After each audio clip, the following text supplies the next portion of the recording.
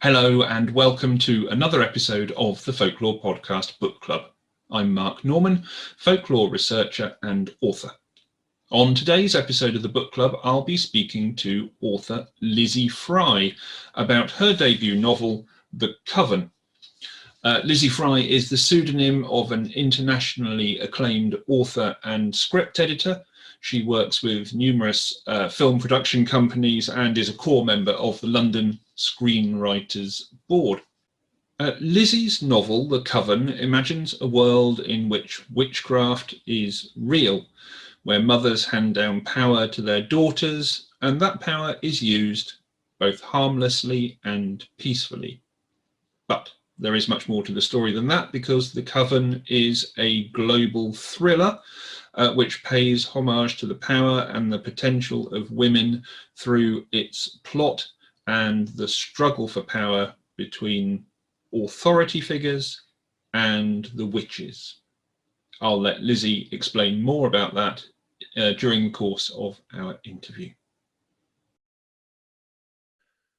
Welcome to the Folklore Podcast Book Club, Lizzie Fry, author. Lovely to see you. Great to see you. Thank you for having me. Oh, it's an absolute pleasure. Now, before we begin, let's just spend a moment to instruct people as to who is Lizzie Fry. Okay, so I'm Lizzie, and you may know me better as Lucy V. Hay or Bang to Write as well. So I've got quite a lot of names online, but I'm Lizzie Fry for this, for The Coven. My debut novel came out February this year, 2021. And it's very much kind of witch related. So that's why I'm here today talking to you on the Folklore Podcast. It is indeed very much witch related. I guess the title probably should give that away. Tell us a little bit about the plot without doing any spoilerage, if you can. Okay, so I'm going to say to you, imagine a world in which 50% of women have some form of magic. So the vast majority of them are what's known as kitchen witches. So it's kind of almost like you would expect in this world. So they've got their cauldrons and their grimoires and all that kind of stuff, but they haven't got innate magic necessarily. And then from there we've got the crystal witches. Now they do have a form of innate magic, but they can only access it through crystals, as their name suggests. And then we've got the elemental witches at the kind of top of the tree, and they are incredibly powerful women. They've got innate magic, and they are very much kind of natural witches, naturally talented, and they're incredibly powerful, and they take their powers through one of the four elements, which is obviously fire, water, earth and air. Now in this parallel world that's just like ours but has these women who can do witchcraft, we've got this populist demagogue president who does not like that.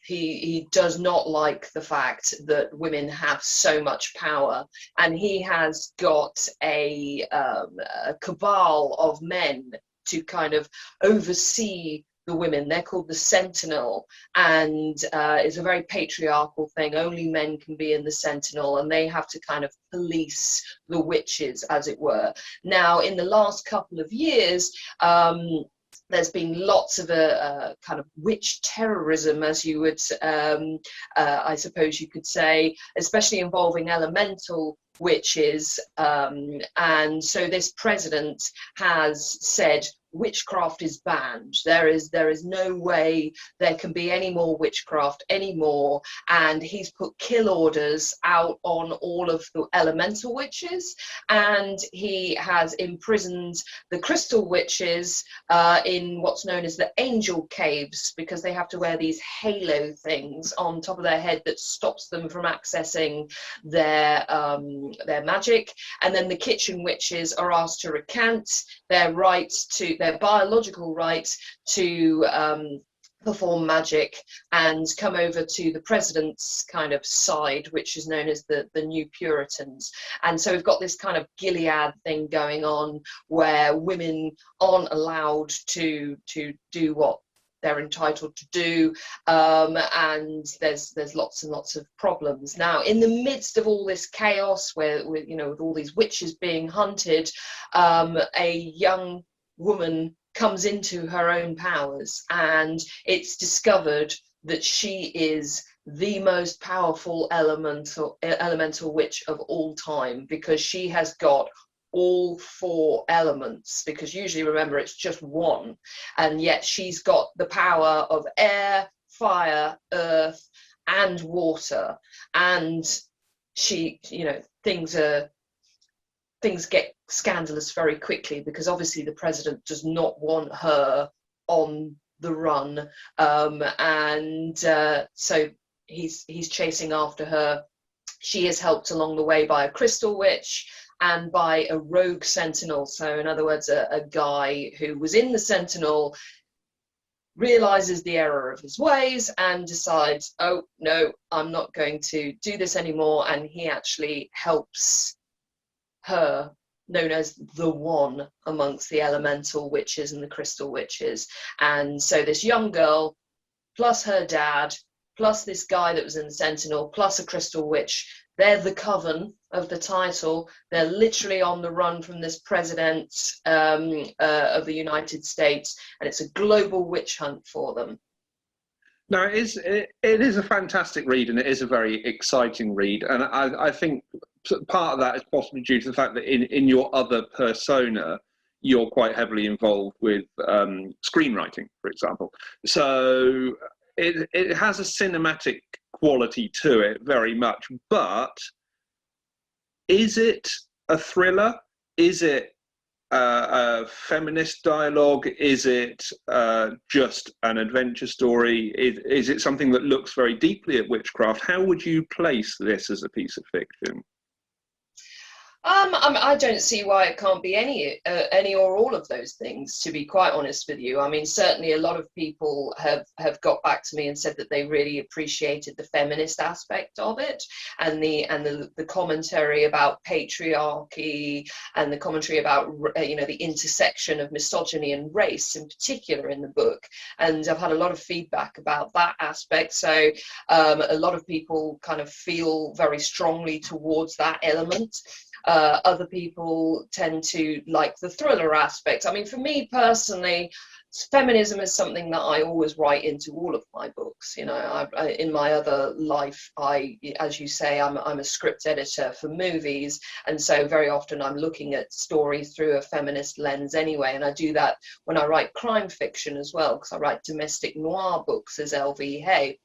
So feminism is very much part of my persona, just across all my jobs, as it were. It kind of is a given, really, for me. So on that basis, I was really, really keen to write something that was very much a thriller, an adventure, this global witch hunt across the world. I was very keen to do that. Also, I wanted to write something that was known as a plotting archetype, called the hero's journey, this notion of somebody who comes from nothing and moves into a space where they are the chosen one, the one that can solve the problems, the one that has to find allies, the kind of Marvel template, if you were. I wanted to write something like that. So yes, in terms of the thriller aspect, I think for me personally, that was the thing that I was interested in doing most in this project. In terms of the witchcraft, I was very keen on representing it in an authentic way, in the sense that I spoke to a lot of witches, read a lot of books, spoke to a lot of spiritualists, visited a lot of drowning pools, all that kind of stuff.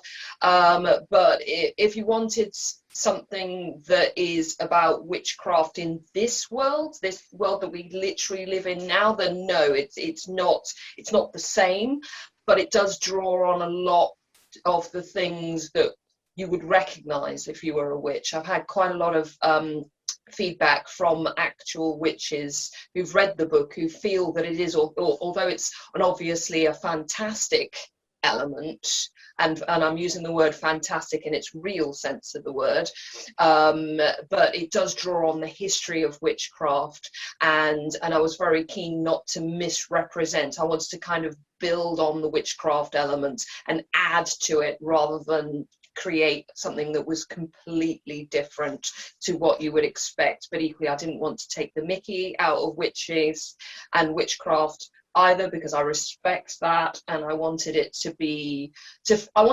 feel real. I wanted it to have a representation of reality without it actually being reality, if that makes sense. Yes, absolutely. And I think there's a very important point there, that when we look historically, of course, at the legacy we find now from witchcraft, we look at the witch trials of the early modern period, and we look at the events surrounding people like Matthew Hopkins as a witch finder, for example.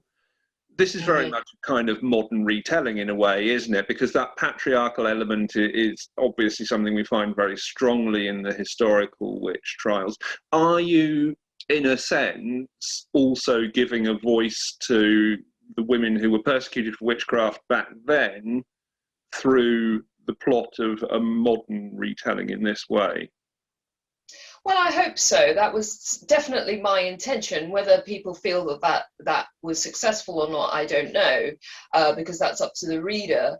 But I hope so. I mean, certainly, there's a whole section of the book where they go to Salem and they see Tituba. I hope I'm saying her name correctly, because I think I've only ever seen it written down rather than anyone say it to me. But Tituba was a lady who was part of the witch trials in the 1600s, and she was one of the few women to actually go free in the witch trials. And not only that, she took down a whole bunch of people, white people, because she was a slave, and she wanted to protect herself and protect her husband John, who is a Native American, and she managed to point the finger at a whole bunch of white women who had persecuted her as a slave, and also persecuted her as just a witch as well, or a supposed witch in the witch trials.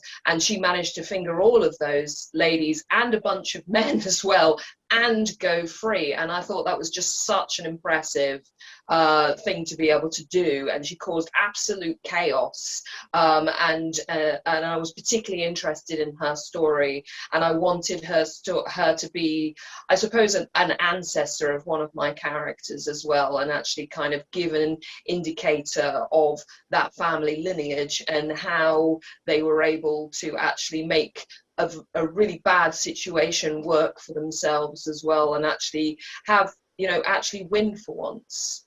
Because, of course, a lot of slave women in particular were murdered in Salem, and yet this one lady managed to go free, and I really wanted to kind of spotlight her in the book, so that people reading it would realize that she was a real person, and actually go, oh, that's really interesting, and go and research her. So yes, I hope I did do that effectively, and that people would want to do that. Yeah, I think you absolutely did, and she is a fascinating character, as you say. And people probably only have an awareness of Tituba through the Crucible and her involvement in Arthur Miller's telling of that story. But of course, that only tells a very small part of the story as well. And yeah, I think you do highlight it very well. Now, you're not, as you say, a folklorist or a historian yourself by profession or by training, but certainly the historical folkloric content that is included as part of this book is very good and is very strong, and it's evident that you research a lot when you do write. How did you find that whole process for this?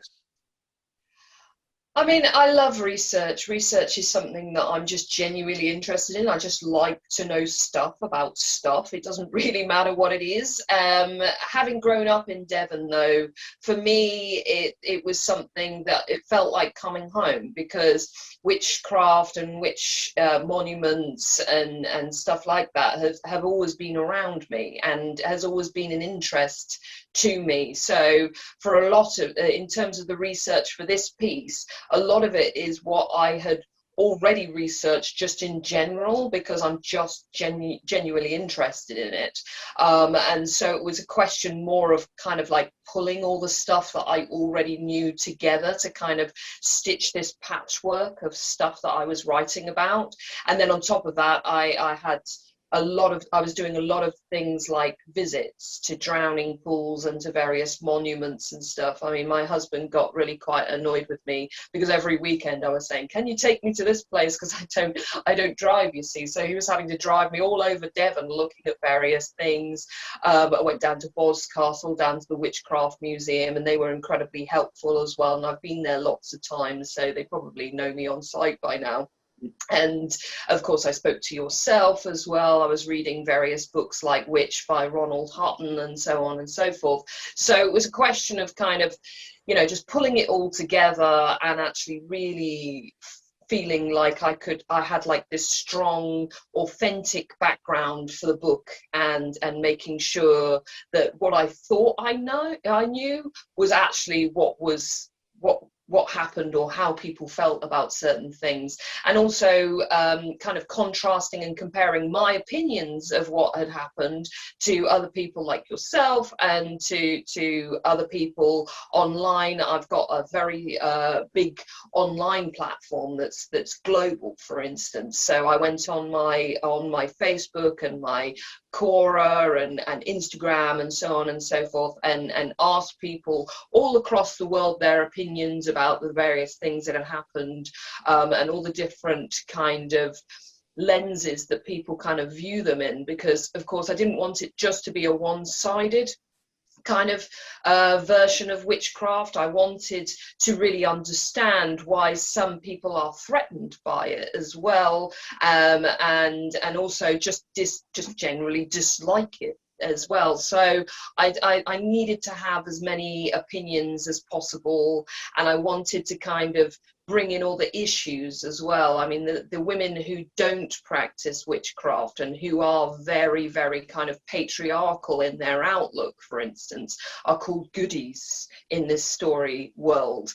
And just a few years ago on Twitter, there were a lot of feminists, and I use that word quite lightly because this particular brand of feminism I don't agree with, because it's transgender exclusive.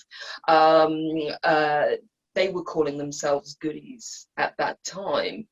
And so kind of following these kind of online controversies about what it means to be a woman, what it means to be a feminist, what it means to be a witch as well, what really helped inform my research as well. I think there's been a real resurgence recently, hasn't there, in witchcraft in popular culture, for want of a better term. There's been a lot of fiction, a lot of movie fiction, TV, etc., based around witchcraft. Why do you think that is? Why are we seeing this resurgence in the interest in it? Well, I mean, going by my own experience in the movie industry in particular, I mean, if we go back just a decade, it was extremely hard to get any stories greenlit in the movie world with a female lead. And that was sort of like only 2009, 2010. It was extremely difficult. Over the last decade, things have changed considerably in terms of the industry waking up to what audiences want. And one of those one of those things that audiences really, really want is more diverse characters as standard. And so we started seeing first a lot of white female characters. Now we're seeing many more transgender characters, gay characters, black characters, Asian characters, maybe not quite so much, but that will be next. And so we're seeing many, many more supernatural stories as well. You know, we've got, and Marvel in particular has played a big part in that, you know, and DC too. You know, we've got the whole Wonder Woman thing, as you can see behind me. We've got Wonder Woman, we've got a mermaid, Blade Runner, all these different kind of things. And so those pre-sold stories came first, those stories that we already knew that had sold in the past, in, you know, via comic books and cult movies and stuff like that.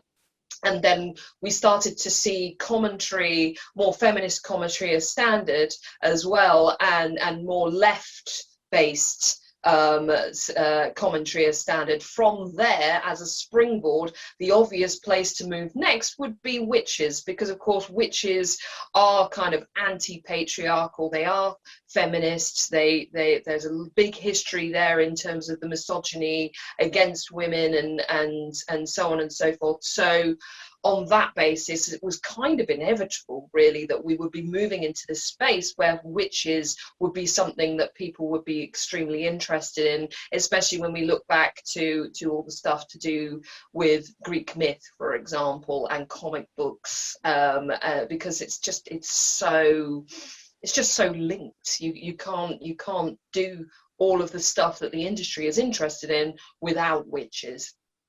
Do you think people are generally doing it well, though? I mean, yours is a prime example. You do the research, there's a good background there, it's respectful and historically pretty accurate. Do you think people generally are taking that approach?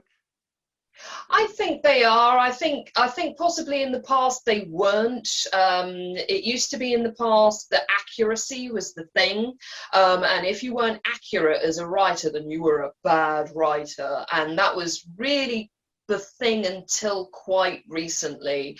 Accuracy was always the prized thing, and it still is to some degree, especially if you're writing in certain story worlds like medical and police and stuff like that. Now obviously doctors and police officers say, well, that would never happen, but all of those shows and books and stuff like that, they usually have a consultant of some kind, and so if they've got something wrong, then usually it's because they're sacrificing facts for drama. But in the last 5 years in particular, I would say authenticity has begun to be more prized than accuracy, generally speaking, and authenticity is something that can be applied to any story and any character, any story world, any theme, anything like that. And people are becoming more and more interested in actually challenging the typical kind of myths and stigmas and tropes that we have seen so much in the past, particularly the past 40 years since the blockbuster was invented in screenwriting. And that's moved into novels as well and back again. And we've got the whole kind of notion of the own voices kind of novels as well. This idea that if you share a marginalized identity with the protagonist, then that's an own voices story. I've written a couple of those. I was a teenage mother, for example, and so I wrote a book about being a teenage mother and a pregnant teenager, and that is an own voices novel. Now, I'm not a witch, and so the Coven is not an own voices novel, but a lot of people now, even when they're not writing the things that they're not the sharing that marginalized identity with the characters, they still are much more respectful of standard. It used to be when I was a script consultant and a script editor, I would really have to argue my case and say, yeah, well, that's an offensive trope.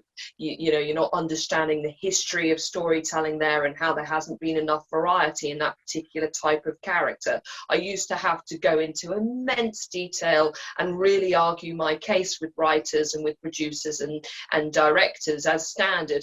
These days, they're actually coming to me and saying, is there anything I need to know about the history of this trope? the history of this kind of story, the history of this kind of story world, people are much more willing to consider that they don't know about various stuff. Before, it was like, oh, it's my story, my characters come to me fully formed. It's, you know, if you actually challenge me in any way, you're being some kind of story fascist. That doesn't seem to happen as standard now. And if you go online and you look like at hashtags like hashtag own voices, hashtag diversity, hashtag inclusion, all those kind of words, you will find lots and lots of writers talking about tropes and problematic types of stories or problematic types of representation, and what we can do to make sure that we're authentic and accurate without being offensive. And that has really surged forward in the last couple of years.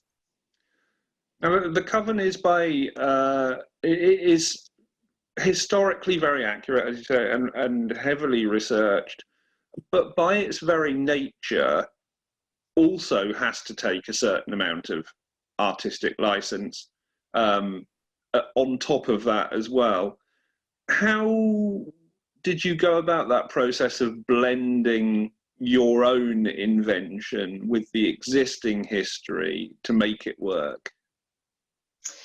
Yeah, that's a really good question, and I wish I really knew the answer, to be honest. You know, I mean, when it comes to being authentic, but also having something that is both, you know, authentic and accurate, but also exciting, because you've got to sacrifice facts for drama as well. So you've got to do this kind of balancing act that is incredibly difficult.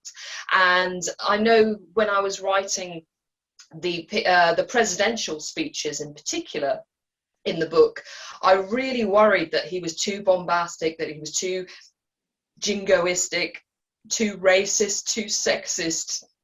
And so I kept sending, you know, the speeches out in particular to beta readers and saying, what do you think? And it kept coming back with, he's not nearly as bad as the real guy, because of course Trump was still the president at the time. So that was a really weird feeling, the feeling that I was worried that it wouldn't be authentic, and yet people were saying it still wasn't as bad as the guy who was literally a leader of the free world. That was a really weird feeling. Another thing I did do was look to comic books, because as I was saying earlier, I was really interested in the whole kind of thriller aspect and kind of multiverse things that were happening in terms of Marvel and DC. And one thing that was quite inspiring to me while I was writing the Coven was the X-Men, because of course in the X-Men, they live in a world that is exactly the same as ours, apart from the fact that there are mutants. And on that basis, the existence of mutants affects politics, affects social justice, affects day-to-day living, just generally speaking. And so I watched the X-Men movies a lot, and I watched and I read rather the comic books as well quite a bit, to kind of get a feel for how they had set up that parallel world, that world that is exactly the same as ours, but with one key difference that has changed everything. And so that was quite inspiring to me, and a pretty good model of what I should be aiming for, on the basis that, of course, the X-Men's been around for something like, I don't even know, 50, 60 years. It's a long time anyway. And so, and of course, the movies have been around for a good 20 years now. I think the first one was in 2000, the one with Hugh Jackman. So on that basis, I looked to that, and I kind of asked people as I was going along in terms of various character tropes, various passages in the book, because I know the publisher was very keen that I had these speeches from the president in the book, and so I watched a lot of Trump rallies, which was, well. Watched a lot of Trump rallies, and I watched a lot of other political rallies all around the world, and the kind of language that they use to kind of whip up their base, especially in xenophobic ways, which was extremely eye-opening. And it enabled me to imagine a world in which it could change on a sixpence, which of course we've seen with the pandemic. I actually finished the book before the pandemic, but any worries that I had about the world changing very quickly soon came to pass, that actually that's exactly what happens. Yeah. It's that whole kind of issue of the presidential rally is something that we do find within folklore and mythology, of course, as well, because it's that adoption by the alt-right and by white supremacist movements to our history is a constant challenge that's having to be addressed. So yeah, I mean, you find these issues, don't you, across the board? Yeah. Now the Coven came out in February of this year, so it's been out for just a few weeks now, and it's doing very well for itself as far as I can ascertain. So what happens now? What is next for Lizzie Fry? Well, I have just delivered a second book to my publisher. It's not a witch-related book. It's a book about, I suppose you would say it's very much in the vein of something like Killing Eve. I've got a lady psychopath who has a variety of shocking things that she does for a variety of reasons. It's not anything to do with spies this time. It's very much to do set in the world of work, set in the media, because of course I've been working in the media now for a good 20 years. I started off as a journalist, and I still do work a little bit as a freelance writer for various sites and publications. So I was very keen to kind of mine that world as well, and do my usual kind of representations about things to do with feminism and patriarchy and all the things that I'm known for. And so that was a really fun project to write, and it's quite different in tone to the Coven. It's much more kind of tongue-in-cheek, and things getting out of control extremely quickly. Somebody read it, beta reader read it for me just before I gave it in, and they called my character Villanelle's long lost little sister. So that was exactly what I was going for. So that was great. So hopefully the publisher will come back and say that they like it, and it will be out in 2022. Excellent. Do you think you'll return to not necessarily witch themes, but those kinds of themes that which we as a folklore-based podcast are interested in as another mechanism for fiction in the future? Oh, absolutely. I absolutely love folklore. I've lived in Devon a long time now. It's something that it really interests me, and dystopian themes and themes that kind of back onto notions of folklore. Absolutely. I think it's such a rich world to kind of mine for stories, and I'd love to write something about a mermaid. As you can see on my wall, I absolutely love mermaids, especially the freaky ones that like eat people and lure men to their deaths and all that kind of stuff. So I would love to write a mermaid book one day. Yeah, definitely. Awesome. We would look forward to that very much. The Coven is published by Sphere. Now, I had a pre-publication proof, so I am just going to check with you. On the back of my copy, it says that it is available, or will be available, in hardback, paperback, ebook, and audio. Which of those formats are out at the moment? Yeah, the hardback is out right now, and so is the audio book, and so is the ebook, and I believe the paperback is coming in September. Excellent. So do hunt down a copy of The Coven, try and buy it from your local independent bookshop if you can. If you cannot do that, then there are multifarious places both on and offline that you will be able to pick up a copy. Lizzie Fry, thank you so much for taking the time to join us to talk about The Coven. Thank you very much.